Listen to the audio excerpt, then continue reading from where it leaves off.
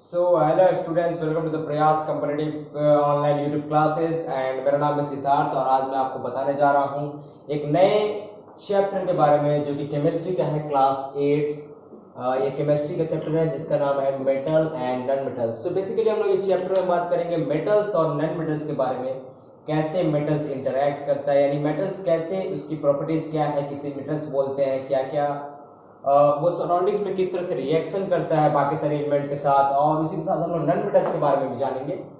तो without time waste किए हुए हम लोग जानते हैं मेटल्स एंड नॉन मेटल्स के बारे में। और उससे पहले मेटल्स एंड नॉन मेटल्स को जानने से पहले हमें कुछ टर्म्स के बारे में समझना होगा जो कि एक मैटर है, मैटर से रिलेटेड है। तो सबसे पहले हम लोग उसे समझते हैं और बाकी धीरे धीरे करते करते आगे हम लोग बढ़ते हैं, क्योंकि ये इंट्रोडक्टरी लेक्चर है इस चैप्टर का। सो मैं आपको एक बेसिक इंट्रोडक्शन देते हुए आगे बढ़ाऊंगा। तो सबसे पहले हम लोग बात करते हैं मैटर। मैटर को हम लोग हिंदी में क्या बोलते हैं स्टूडेंट्स? मैटर को बोलते हैं पदार्थ। ठीक है, पदार्थ। ठीक है, मैटर बेसिकली अगर आप लोग को पता होगा कि मैटर किसे कहते हैं, अगर नहीं भी पता तो मैं यहाँ पर आप लोगों को बता देता हूँ कि मैटर बेसिकली क्या होता है। Anything that occupy space and has मास। कोई भी ऐसा सब्सटेंस, कोई भी ऐसा चीज जो कुछ स्पेस लेता हो और कुछ उसका मास हो, उसको हम लोग क्या बोलेंगे?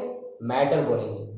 सो कहने का मतलब ये है कि जैसे ये पेन है, ये मार्कर है, ठीक है, तो ये मार्कर ये इतना दूर एरिया का स्पेस ले रहा है। ठीक है, आप लोग देख रहे हो कि ये इतना दूर एरिया का स्पेस ले रहा है मार्कर, और इसका कुछ मास भी है, यानी इसका कुछ वजन भी है। ठीक है, तो ये क्या हो गया? एक मैटर हो गया। So anything that has a space, that occupy a space and has mass is called matter. ठीक है, आपको आई होप आपको ये समझ में आ गया होगा। एग्जांपल इसके बहुत सारे हो सकते हैं, बुक्स, कॉपी, पेन्स वगैरह। हम लोग खुद एक मैटर है। एंड मैटर को जो है स्टूडेंट्स, उसको दो कैटेगरी में डिवाइड किया गया है, एक केमिकल प्रॉपर्टीज के बेसिस पर एंड एक फिजिकल प्रॉपर्टीज के बेसिस पर। तो chemical properties and physical properties दोनों किसे कहते हैं और क्या क्या बेसिस पर डिवाइड किए गए उसके बारे में हम जानते हैं।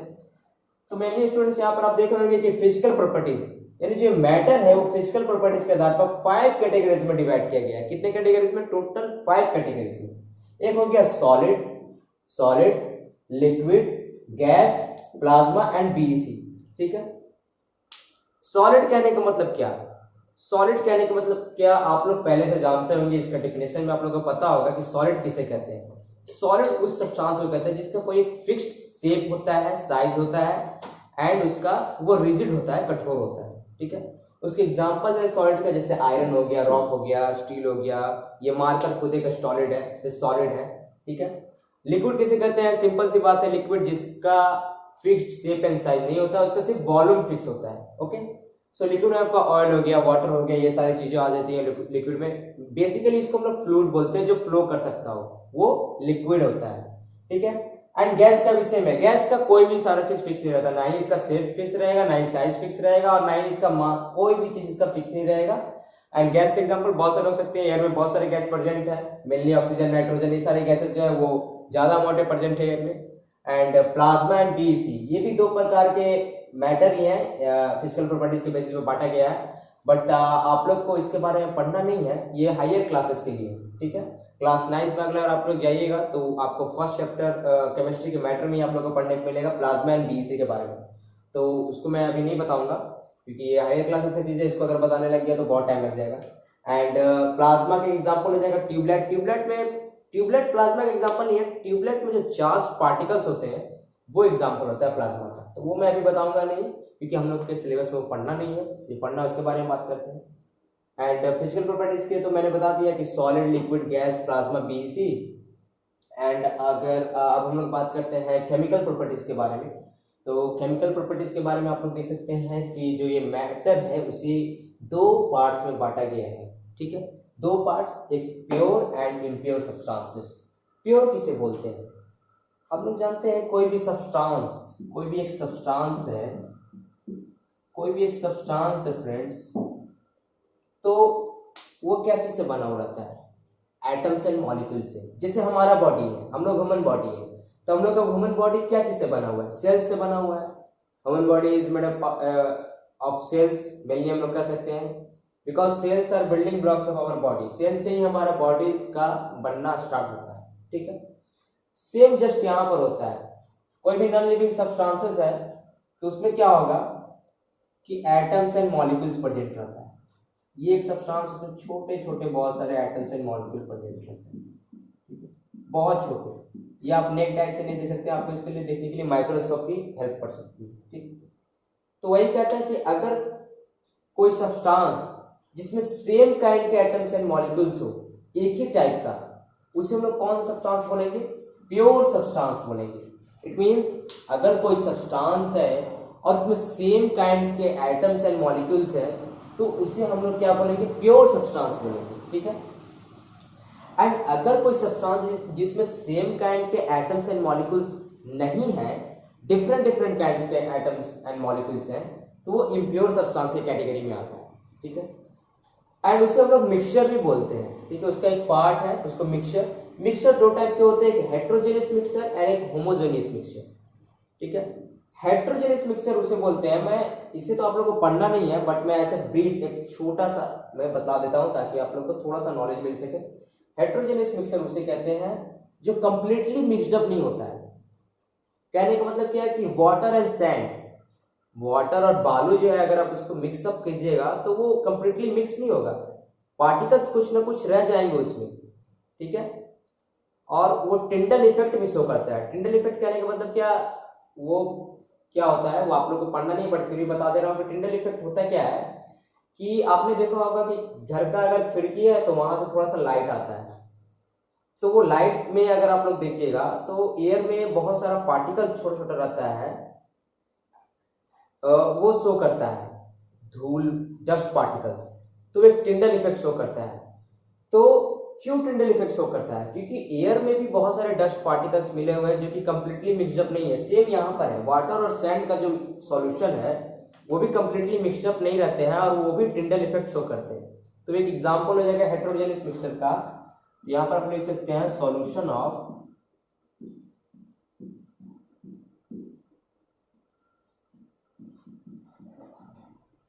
Water and soil. Homogeneous mixture जो कंप्लीटली मिक्सड अप हो जाए। ठीक है। आप लोग वाटर एंड शुगर के एग्जांपल ले सकते हैं, सिंपल सी बात है। खैर हम लोग को ये सब चीजें के बारे में पढ़ना नहीं है इसलिए ज्यादा हम लोग देखते नहीं है। जो मेन टॉपिक है हम लोग उसके बारे में पढ़ने जा रहे हैं। मेन टॉपिक हमारा है मेटल्स एंड नॉन मेटल्स। बस हम लोग उसके वहां पर पहुंचने वाले हैं। इससे पहले हम लोग ये टर्म जानना बहुत जरूरी था, तो अब हम लोग देखते हैं उसके बारे में। ये जो प्योर सब्सटेंस है, फर्दर इसको लेवोजियर जो फादर ऑफ केमिस्ट्री कहा जाता है, लेवोजियर जो है बहुत बड़े साइंटिस्ट थे जिन्हें फादर ऑफ केमिस्ट्री कहा जाता है। आप लोग याद रखिएगा इसके बाद। उन्होंने क्या किया कि प्योर सब्सटेंसेस को 3 कैटेगरी में डिवाइड किया, element, compound and noble gas. ठीक है। किसने डिवाइड किया? लेवोजियर जो कि एक फादर ऑफ केमिस्ट्री साइंटिस्ट थे। उन्होंने क्या किया कि प्योर सब्सटेंसेस को 3 कैटेगरी में डिवाइड किया है, सॉरी प्योर सब्सटेंस को 2 कैटेगरी में, एलिमेंट एंड कंपाउंड, और एलिमेंट जो है उसको 4 कैटेगरी में डिवाइड किया है, metal, non metals, मेटोलाइट्स and noble gas. ठीक है। एक बार फिर से मैं रिपीट कर देता हूं। प्योर सब्सटेंस को 2 कैटेगरी में डिवाइड किया गया, element and compound, and elements को 4 कैटेगरी में डिवाइड किया गया, metal, non metals, मेटोलाइट्स and noble gas. ठीक है। अब नोबल गैस किसे कहते हैं? नोबल गैस किसे कहते हैं ये आप लोग तो अभी नहीं जान सकते हैं पढ़ाने, बट नोबल गैस होते कौन कौन है मैं उनके बारे में आप सभी को बता दे रहा हूं। नोबल गैस एक हो जाएगा आपका हीलियम। टोटल नोबल गैस 6 होते हैं। ठीक है। आर्गन, क्रिप्टन,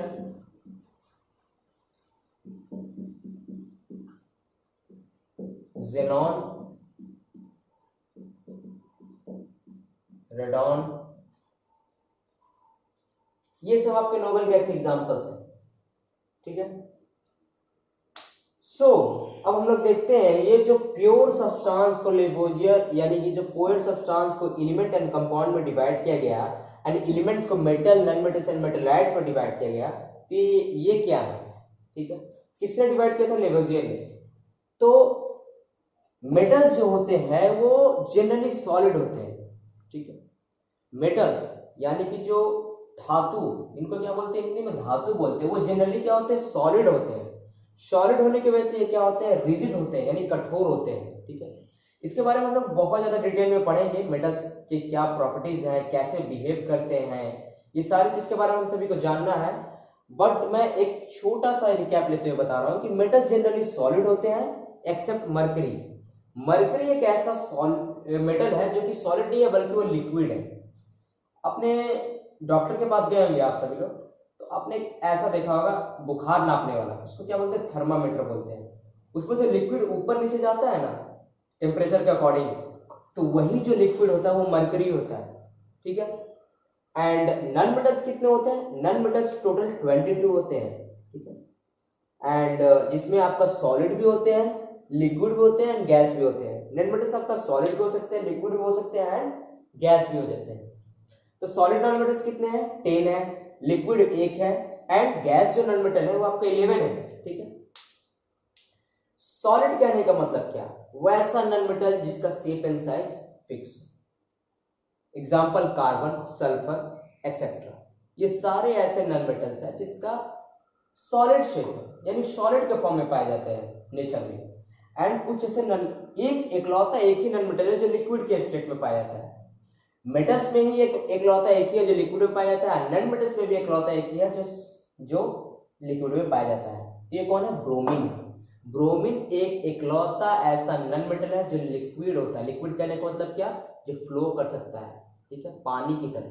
ठीक है, एंड गैस 11 होते हैं, hydrogen, nitrogen, oxygen, chlorine, fluorine, ये सारे नॉन मेटल्स हैं जो कि गैस के फॉर्म में रहते हैं। टोटल कितने हैं, 11। ठीक है, एंड मेटलॉइड्स, मेटलॉइड्स टोटल 8 होते हैं। ये देख सकते हैं आप, मेटलॉइड्स उसे बोलते हैं जो ना तो मेटल है और ना ही नॉन मेटल है, वो दोनों का प्रॉपर्टी शो करते हैं। मेटल्स का भी प्रॉपर्टी शो करते हैं एंड नॉन मेटल्स का भी प्रॉपर्टी शो करते हैं। ठीक है, अब ये जो मेटलॉइड्स है उसके एग्जांपल्स है boron, silicon, germanium, antimony, tellurium, astatine and polonium. इसके सिंबल्स है, बोरोन को बी से डिनोट करता है, सिलिकॉन को एसआई से, जर्मेनियम को जीई से, एंटीमनी को S P, tellurium T E, astatine A T and polonium P U. ये 8 मेटलॉइड्स हैं, इसे आप लोग याद कर सकते हैं। आई होप आप सभी को ये सब सारे कंसेप्ट समझ में आएंगे। एक इंट्रोडक्टरी लेक्चर था मेटल एंड नॉन मेटल्स का, एंड इसके बाद जो आगे है मेटल्स की प्रॉपर्टीज, मेटल्स के कैरेक्टरिस्टिक्स, नॉन मेटल की प्रॉपर्टीज मैं आपको बताऊंगा। तब तक मैं बोर्ड को रब कर देता हूं।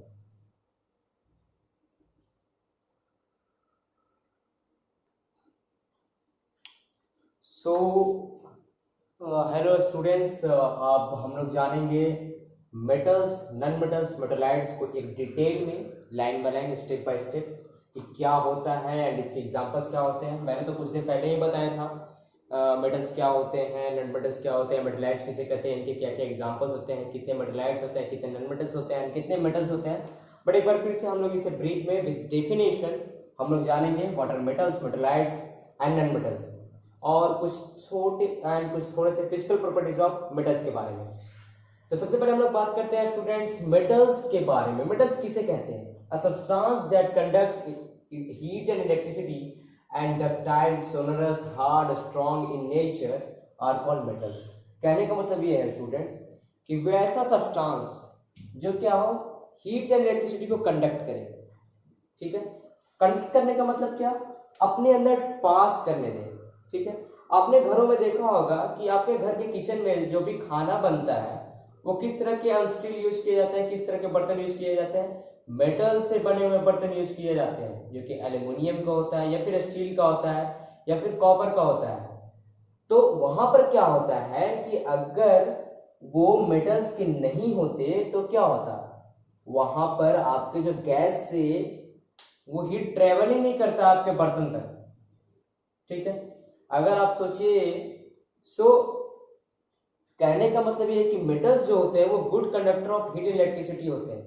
इसके बारे में एक डिटेल चैप्टर है इलेक्ट्रिसिटी के बारे में एंड कंडक्टर सिस्टम के बारे में, बट एक छोटा सा मैं आपको बता दे रहा हूँ कि वैसा मेटल वैसे सब्सटेंस होते हैं जो अपने अंदर इलेक्ट्रिसिटी एंड हीट को पास करने देते हैं। जैसे आपने देखा होगा वायर जो तार होते हैं जिससे हम लोग इलेक्ट्रिसिटी घर में इलेक्ट्रिसिटी बल्ब जलाने के लिए या फिर इलेक्ट्रिसिटी लाने के लिए यूज करते हैं, वो भी कॉपर एंड एल्यूमिनियम के बने हुए थे। एंड कॉपर एंड एल्यूमिनियम क्या है, वो मेटल है so metals are generally good conductor of heat and electricity. और मेटल क्या होते हैं, मेटल डक्टाइल होते हैं। डक्टाइल कहने का मतलब क्या, उन्हें हम लंबा सा तार खींच सकते हैं। सपोज आप ऑक्सीजन का तार खींच सकते हैं, नहीं खींच सकते हैं, इसलिए उसे नॉन मेटल में रखा गया है। बट हम लोग कॉपर का तार खींच सकते हैं, लंबा सा बना सकते हैं उसका, तो इसलिए हम उसको क्या बोलते हैं, डक्टाइल बोलते हैं। सोनरस बोलते हैं, यानी उसे पीटने पर साउंड प्रोड्यूस हो। आपने स्कूल में देखा होगा स्कूल बेल्स, वो कॉपर का बना हुआ रहता था, ठीक है, क्योंकि वो काफी अच्छा साउंड प्रोड्यूस कर सकता है। क्या ऑक्सीजन साउंड प्रोड्यूस कर सकता है? नहीं, ये सब गैसेज है, ये सब नॉन मेटल्स है। इसमें से मेटल्स और नॉन मेटल्स डिफरेंट होते हैं, अलग अलग होते हैं, ठीक है।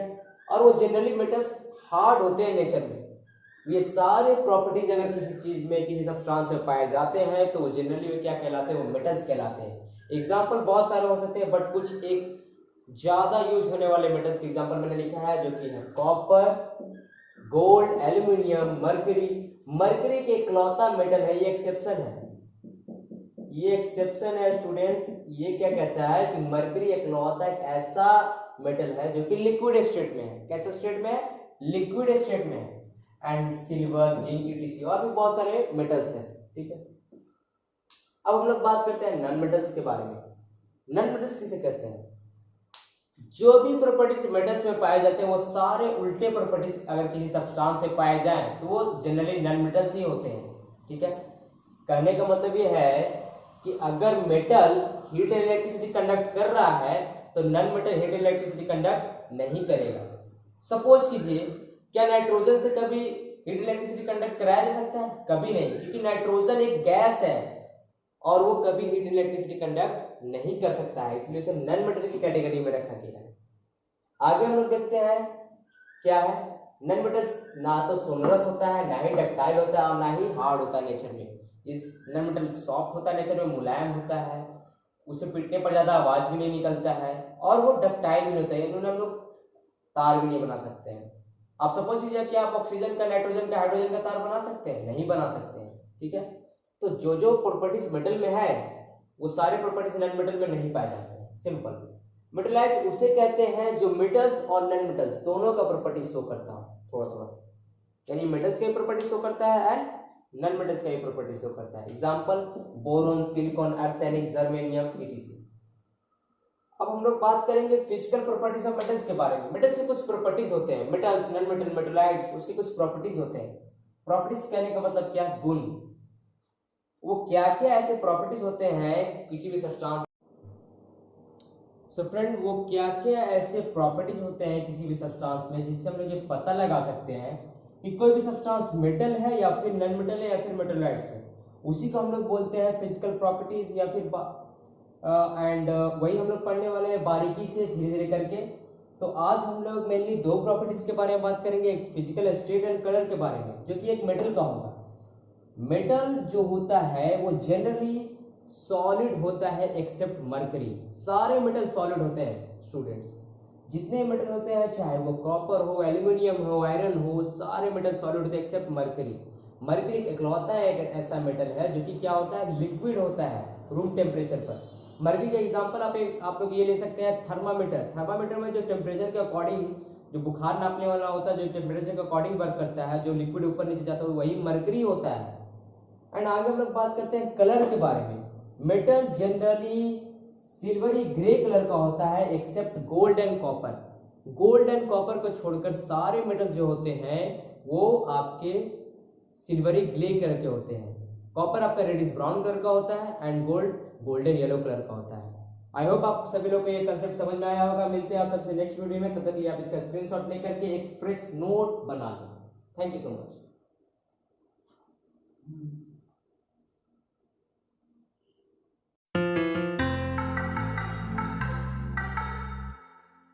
You must have all heard the terms metals and non-metals.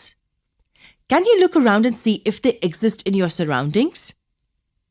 What is your table made up of? Aluminium or wood? What about the phone or the laptop you're viewing this video on? Is it made up of metals and non-metals? As a matter of fact, it is.